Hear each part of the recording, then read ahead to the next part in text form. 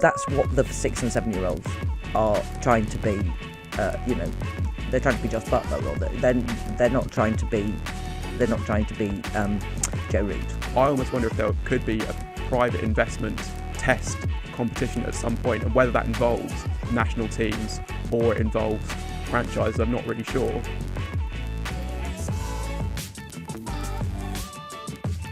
Ben, Test cricket is on its last legs, isn't it? There's only a few countries who can afford to pay their players properly and who get the crowds in.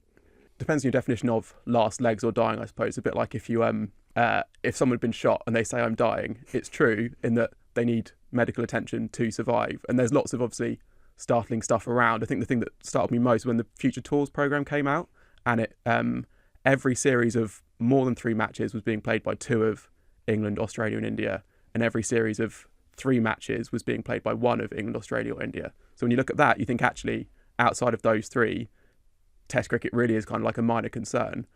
There's quite a lot though that, like, I think partly this comes from just a place of hope of really liking Test cricket myself, but I do think that it will exist in some shape or form, and also I think a lot of people accept that it will continue to exist in England, Australia and India. I think there is some reason to believe that even beyond those countries it will survive. It really does feel to me like the recent revolutions in cricket, and then we're talking in just the last sort of few years really, it's been an extraordinary pace of change, and the sheer volume of money that's going into the shorter form, the T20, means that without some serious intervention from the governing bodies, they're just not going to be able to compete. It's just not going to be able to compete. Younger players are not going to want to do the hard yards of running up the hill for 20 overs in the first class game when they can earn millions and millions of quid bowling 4 overs in a T20 game. And it worries me that there isn't going to be a flow of players because they're going to be grabbed. We've seen recently, haven't we, that there's talk of 12-month contracts from the IPL franchises. Much more than any board could ever, even the rich boards, like the ECB and the BCCI, much more than they could ever afford to offer a player. And for young players, the money's going to talk. I think if there was a will, I think there would be a way to make quite an entertaining product, because even in these sort of constrained times, you do see just how like resilient the Test game is. I think like you had that amazing test that obviously England have been great, but kind of setting them aside, amazing test that Sri Lanka and New Zealand played.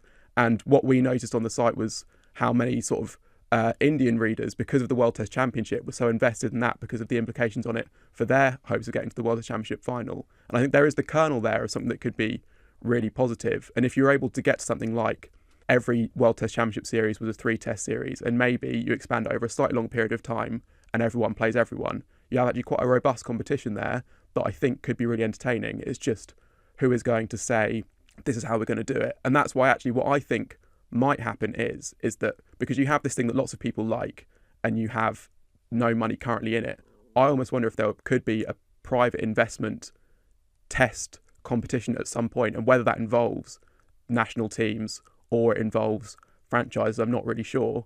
But like, I just think that like someone will, like maybe just a Test cricket loving business person, or someone who just sees that there is the possibility to make some money there, will see that actually there's this thing that people really like and there's money to be made in it, and that might be the way that Test cricket survives. And on the players, they still like this thing too, right? Like South Africa, when they were playing a Test series recently, and it's one of, so that was 2 of only 4 tests that they're playing this year, but you had like the big name South African players, so like Kagiso Rabada and Amrit Nortje, who would be 2 of the prime players, I think you'd say from there, who would be ripe for like a 12-month style IPL contract. But they were saying, look, the schedule isn't right, we want to be playing more Test cricket. And I think almost the players, from one point of view, you can say, well, they will all just play T20 cricket because the money's going to be so persuasive. And from another, Test cricket just has a pull for them that I think can't be denied, I think.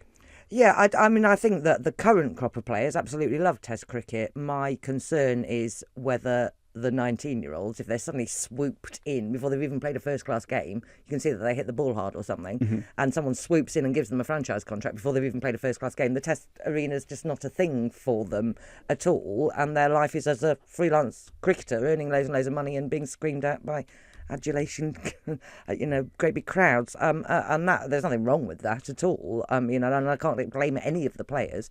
I do think you're right that the current, particularly in England and Australia, and as you say, South Africa, India went through that period under Kohli where they were, there was a real revival of Test cricket in India under Kohli. I think he did a lot to that. I'm slightly concerned about whether that's going to continue now he's stepped down as captain. The biggest issue, I think, Ben, is that there is not anyone who can stand up to the BCCI. The sheer weight of the power and the money that they have, unless there's a desire within the BCCI to nurture and lead Test cricket, everyone else around the table is all sort of irrelevant, really. Yeah, I guess the thing I wonder with the BCI and the IPL, and also with these other T20 leagues that are pulling people away, is actually, might there be some sort of bubble going on there? Because with some of these, I don't really understand how they make money, right? Like the ILT20 that happened last winter plays out to crowds of no one. They're paying players hundreds of thousands of pounds. And I can't think the TV numbers are that immense that they're justifying that kind of outlay. So I kind of wonder, and we've seen also with T20 leagues that have started longer ago, like the Big Bash, say, started and then struggles because actually, like, there is just so much of this stuff, and that at some point they might actually realise that the best calendar and the most lucrative one is one that balances lots of different things. And it's kind of how I will feel as a fan, right? Like when there's been lots of tests in a row and there's a T20 on, I'm like, oh, it's quite nice. I can watch that. It'll be over in 3 hours. And then when there's been loads of T20 cricket and it's test matches, like, I can't wait to really get into something. And I can't think that's a unique thing. No, probably not. It's quite hard, isn't it, for us to be able to sort of work out what the mentality is in the Caribbean or Sri Lanka, or what's the future of Afghanistan Test? What's the future of Ireland Test? What does it look like? And at the moment, I think you're probably right. It's all about broadcast deals, and there may be a burst in. I don't know how long this ludicrous amount of money can keep going for. I mean, it might, but there might be saturation in the market, and then, but there's a real risk at the moment that all bilateral cricket, the broadcast right value of all bilateral cricket is going to drop, and that has an impact on what you can pay players. And the bottom line is, it's all about the players are the commodity, and if you haven't got them for your bilateral series, the value drops again, and it's going to be fascinating to see where that goes in terms of broadcast rights cycles. I mean, obviously, as you said, the IPL is money that cricket could not even have imagined even 5 years ago.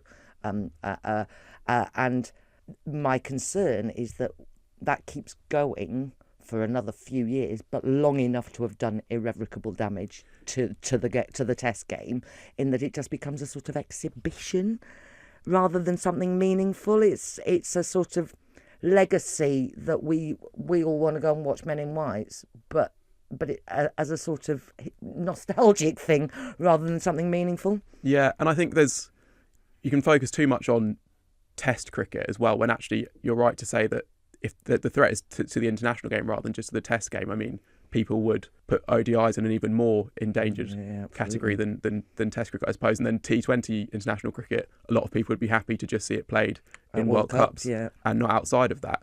I guess the other thing as well, and I do wonder if there is almost like a secret plan from, say, IPL team owners going on here that hasn't been fully sort of revealed, is because the IPL, like, if it was just Indian cricketers, it would not have the same appeal. I think, like, it needs that talent from the rest of the world to elevate it to kind of being what it is. And how does that work if international cricket is? So that's why I wonder if at some point, and why I think at some point there will be a sort of a rebalancing, just because even for the IPL to succeed, the global game needs to be a big place. And I just wish that there was someone who could just say to especially when the BCCI are earning so much money from this IPL rights deal, just say, look, you can get a slightly smaller slice of a pie that, if we promote it, will be so much bigger in years' time. Because also you can grow, like, growing the game as well. It's not just about getting players into the IPL. It's you grow the subscriber base as well. The IPL can become a more lucrative product if cricket is able to, like, properly take hold in places like obviously Nepal. It's growing, but there are places that it could reach into, I think. And the American market is massive. Yes. I mean, the One of the things with the franchise is that they're parasitical by nature. They don't grow their own players. They don't have academies. They just go poaching everywhere else. And so the myopic view that they have, the franchises and the franchise tournaments, is probably not sustainable long term, because unless they're going to produce their own players, there's got to be some other infrastructure, which I guess means you have to have some level of domestic cricket. My concern is that is going to be T20 cricket, and we're even seeing it now in grassroots cricket, you know, and at club cricket. That's what the 6 and 7 year olds are. They're trying to be Joss Butler, or they're not trying to be Joe Root. Basically, they're trying to be Joss Butler. We're at a slightly critical point, I think, where it's not going to take that much longer before the damage is too great for it to be reversed, and there is too much saturation of all the other stuff for Test cricket to be able to revive itself. So I think we're absolutely at a critical point. You know, we're at the point where somebody somewhere's going to have to intervene to sort out what the schedule looks like. I think we're only a couple of years away from there being a franchise tournament in every month of the year, except when there's a World Cup. And how you balance all that out is impossible.